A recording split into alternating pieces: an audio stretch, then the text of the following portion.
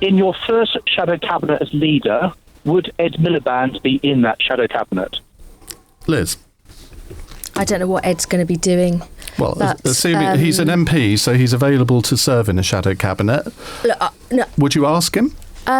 I think we need a new generation of people in the shadow cabinet. So that's we have got to kind of lead our party away from this catastrophic defeat. So just to be clear, you wouldn't ask Ed Miliband to be in your shadow cabinet? I don't know what Ed is doing. I haven't spoken to him. I've had a brief conversation with him. Assuming that he was willing to serve, would you want him in your shadow cabinet? I haven't made any decisions yet about who would be in the shadow cabinet. I'm focused on winning this election so that we save our party and can change the country. So I'm taking it that you wouldn't, judging. I mean, I'm reading between the lines here because you won't be straight with me. I really have not made any decisions about a shadow cabinet, but I think we need a new generation of politicians to help lead us into the future. So does that mean that Andy and Yvette wouldn't be in it either? No, they have a massive amount to contribute, but that's what we need. We need to make sure that we have got people in the shadow cabinet who bring experience with them, well, but also a fresh, he was in Gordon Brown's cabinet for 3 years. You're not going to be able to push me in on saying who would be in my shadow cabinet.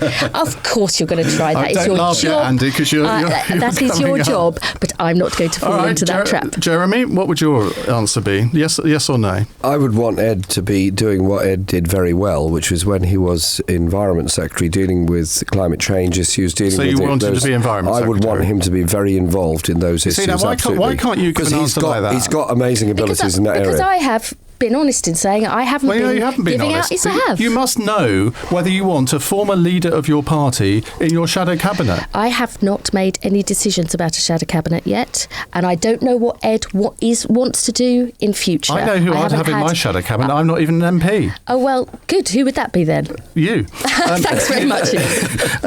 Andy, can you give me a straight answer? Well, I like you very much, Ian, but I'm not doing my cabinet reshuffle live on your So why were you programme. laughing when she gave that answer? Well, because I make him smile, Ian. I always make him smile. I mean, you said the other day that you'd have Jeremy in your shadow cabinet, so why can't you tell me if you would have... changed his mind. Ed's got a huge amount to contribute, and I think in time... But just not in your shadow cabinet. Pardon? Just not in your shadow cabinet. I don't know what he wants to do, and Liz is...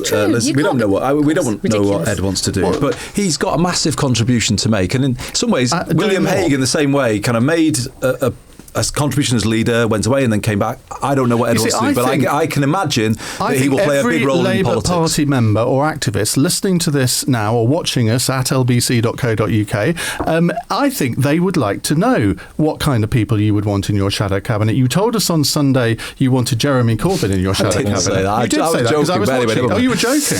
Well, I said I didn't expect to have... Jeremy had just done a whole thing about how the deficit doesn't really... No, definitely not. He's making a very important contribution to make. Why would you joke about it? I mean, it's a simple question. But I said that after Jeremy had said a long thing about the deficit, which I didn't agree with, that I wouldn't necessarily have him as shadow chancellor. Are you seriously expecting us all to set out exactly who would be in the shadow cabinet? I'm not asking for all 20 members, but I think it's an entirely reasonable question to ask. Well, in fact, it's not me asking. It's Martin in Barnes asking. Yes, sorry, Martin. I think he represents a lot of Labour activists and supporters who want to know what you would do with Ed Miliband. Now, Yvette Cooper, can you help us out on this one? Well, having been asked this question about lots of different people and lots of different questions about the shadow cabinet. It's not lots of different people. This is your former leader who you served under. Yeah, but I've just given the same answer, I'm afraid, every single time I've been asked about this, which is to say I am not going to presume on the Labour Party members who are going to be voting. Let me put it to you all. You asked about Ed, but you asked specifically about Ed, and I think... This is exactly why Jeremy Corbyn is shown in this Times poll this morning as way ahead of the rest of you, because he's given me a straight answer to a straight question, and the three of you can't do that. I don't think that's the reason why Jeremy's ahead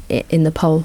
I don't think that at all. I think that we have been through a huge trauma as a party in the defeat, and if you go like this, you're going to go through another one, aren't you? Because if you can't answer simple questions like that, then you must have given some thought to. People want in their leader somebody who is going to be able to apply our values to the world as it is, be a credible government, and not take us back to being an unelectable party of protest. Right, well, I can see that I'm not going to get an answer out of the three of you.